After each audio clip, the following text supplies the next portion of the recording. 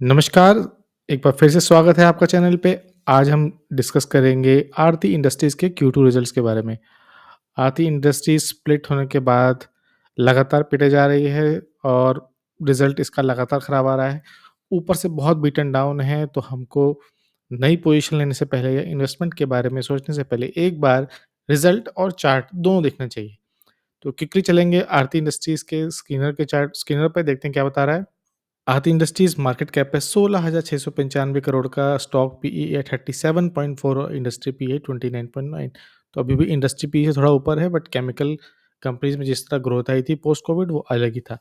अब करती क्या है आरती इंडस्ट्रीज़ ये स्पेशलिटी केमिकल्स में है। अगर आप इनके केमिस्ट्री के प्रोडक्ट देखोगे तो आप जितने पढ़ पाओ क्लोरीनेशन, नाइट्रेशन, हाइड्रोजनेशन और बहुत तरह के प्रोडक्ट बनाते हैं। ये basically B to B provide हैं, ये दूसरों को प्रोडक्ट प्रोवाइड करते हैं, खुद के इनके प्रोडक्ट नहीं आते। अगर आप एंड यूज़ में जाएँगे यहाँ पर आपको, तो आपको दिखाई देगा कि ये dyes, basic pharma, pigments, agrochemicals, polymer, fertiliser, UV absorbers, plasticisers, flavour fragrance जो फूड बेवरेजेज़ में भी आता है, उसके बाद रिफाइनरी, ऑयल फील्ड केमिकल्स, इन सब को प्रोवाइड करता है। अगर आप फर्दर देखो वैल्यू चेन में जाओगे तो आपको और भी डिटेल में दिखाई देगा कि इन्होंने के कौन से केमिकल हैं जो बन रहे हैं। अगर हम इनके होम पेज में थोड़ा-सा स्क्रॉल करें तो ये 100 प्लस प्रोडक्ट्स बनाते हैं। इंडिया में इनके 700 से ज़्यादा कस्टमर्स हैं, ग्लोबल इनके 400 से ज़्यादा कस्टमर्स हैं, 16 प्लस मैन्युफैक्चरिंग प्लांट्स हैं। ये आरती इंडस्ट्रीज़ एक ग्रुप ऑफ कंपनीज़ है, तो इनके काफ़ी प्लांट्स हैं। इसके अलावा 6000 से ऊपर एम्प्लॉयी हैं और फर्दर हम स्क्रॉल करेंगे तो जहाँ ये यहाँ आपको बता रहा है कि इनके जो प्रोडक्ट्स हैं, वो कहाँ-कहाँ यूज़ आते हैं। अ, फार्मर्स टूल किट जो किसानों के जो प्रोडक्ट्स होते हैं एग्रोकेमिकल उसमें आता है। आपको कलर कार के कलर से मिलेगा यानी पिगमेंटेशन, मेडिसिन में मिलेगा, फार्मा में, पेंट्स में मिलेगा और आपको एफएमसीजी प्रोडक्ट्स मिलेगा, शैम्पू टाइप के और एरोप्लेन में भी मिलेगा। फिर फ्यूल से रिलेटेड भी है। तो काफ़ी वास्ट फील्ड है इनकी, काफ़ी वास्ट प्रोडक्ट्स बनाते हैं और ये दूसरे बिज़नेसेस को बेसिकली रॉ मटेरियल प्रोवाइड करते हैं। चलते हैं स्क्रीनर पर वापस और सीधे जंप करते हैं क्वार्टरली रिजल्ट पे। तो आप क्वार्टरली रिजल्ट देखोगे तो कहाँ अच्छा-अच्छा 2000 करोड़ का सेल्स कर रहे थे 2021 में और वहाँ ऑपरेटिंग प्रॉफिट भी इनका अच्छा 24 और 20 के पास था। देखोगे कितना ज़बरदस्त है।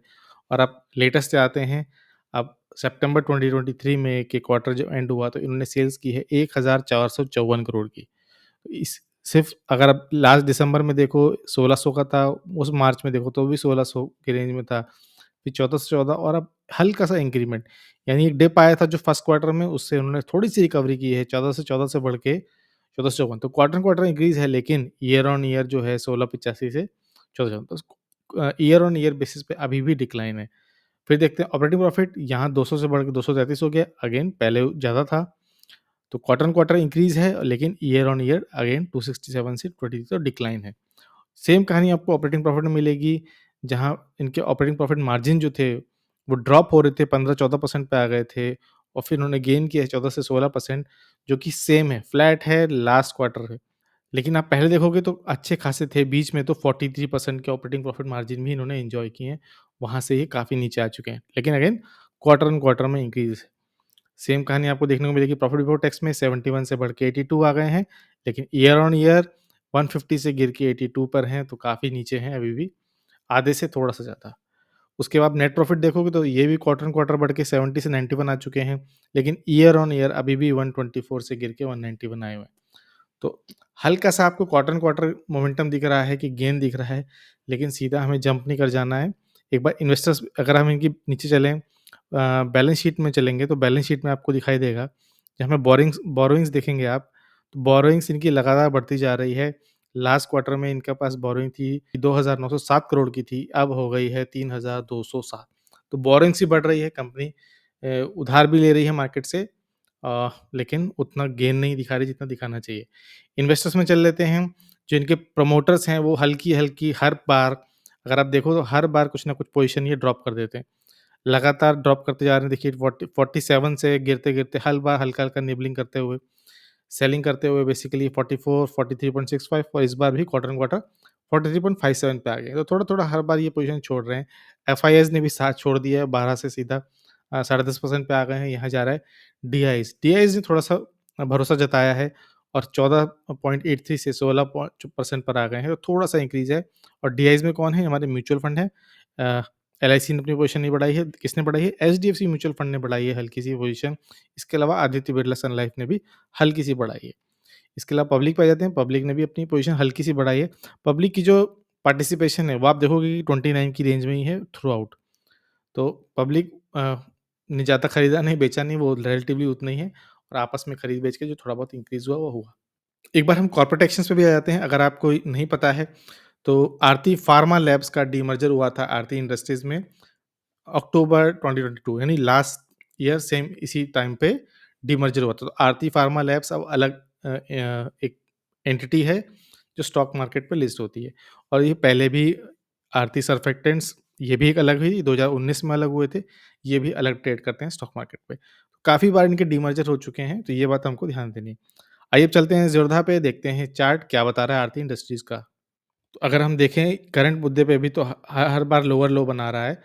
तो एक डाउन ट्रेंड में है काफ़ी अगर आप मैं इसको और स्क्रॉल करूँ देखूँ तो काफ़ी टाइम से नेगेटिव पे है। यहाँ पर बीच में इसने डबल टॉप बनाने की कोशिश की थी, लेकिन यहाँ फ़ेल हो गया मतलब बहुत पॉज़िटिव नहीं था, हल्का-सा मोमेंट था। तो जिसने सोचा था कि रिवर्सल आ गया, नहीं आया, अगेन इसने अपना फिर ट्रेंड शुरू कर दिया लोअर, लोअर, लोअर हाई का और वापस आ गया। तो अगर आप ब्रॉडर टर्म में देख सकते हैं तो ये इसकी एक लेग हो गई और ये इसकी दूसरी लेग। तो हो सकता है कि यहाँ से बाउंस बैक करे लेकिन क्योंकि ये ऊपर से बहुत पिटा हुआ है, जो सोचते हैं कि एक बार एक स्टॉक नीचे गिर गया, वो कितना ही नीचे गिरेगा। तो आरती इंडस्ट्रीज़ का एग्ज़ाम्पल हो सकता है कि 1000 से भी ऊपर प्राइस पे ट्रेड कर रहा था, आज ₹450 के आस-पास है, तो और भी गिर सकता है। आपको हमेशा इस बात का ध्यान रखना है।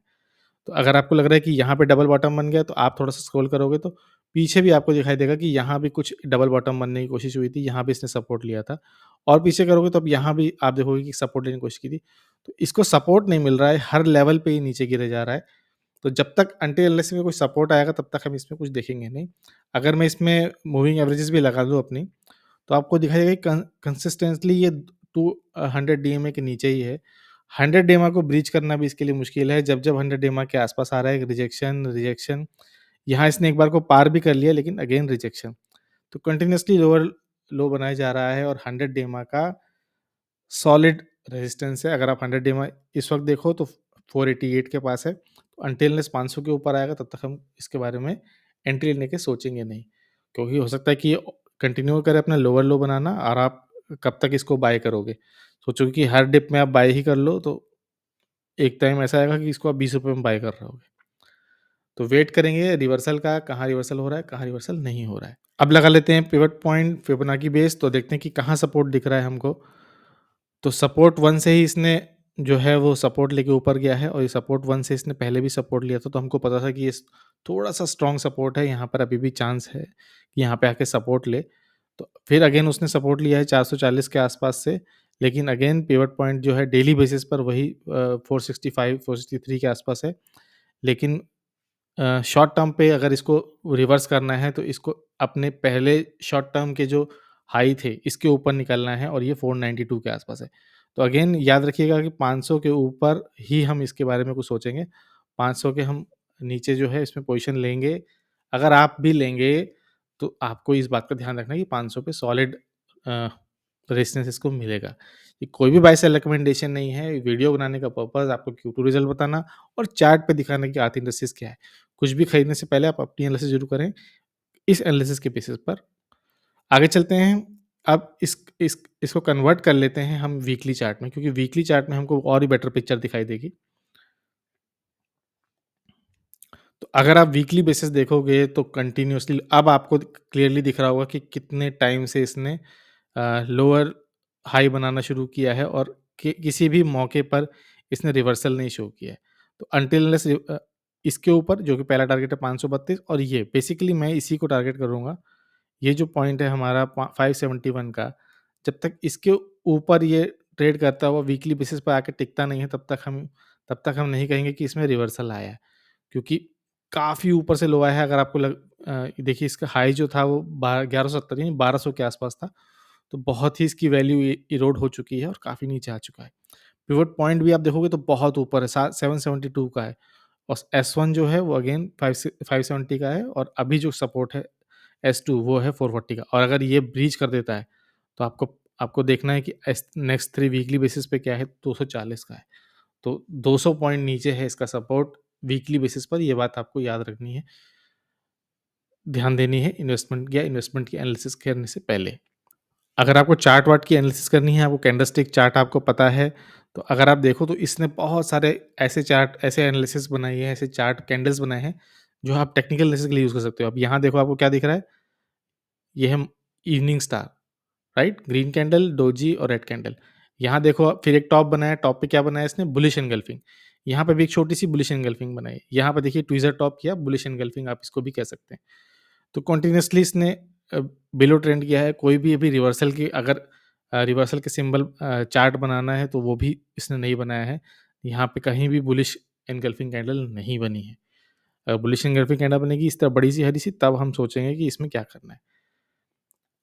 वीकली बेसिस पे हम लगा लेते हैं मूविंग एवरेजेस भी, तो देखते हैं मूविंग एवरेजेस भी बहुत ही नेगेटिव पिक्चर शो कर रहे हैं।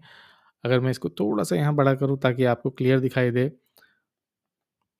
तो इसने यहाँ पर 50 वीकली एक्सपोनेंशियल, यानी याद रखिए वीकली है, 50 वीकली एक्सपोनेंशियल मूविंग ने 100 को कट कर दिया है, और यहाँ डेथ क्रॉस जो बना दिया है इसने वीकली बेसिस पर भी 50 ने कट कर दिया है 200 वीकली एक्सपोनेंशियल मूविंग एवरेज को।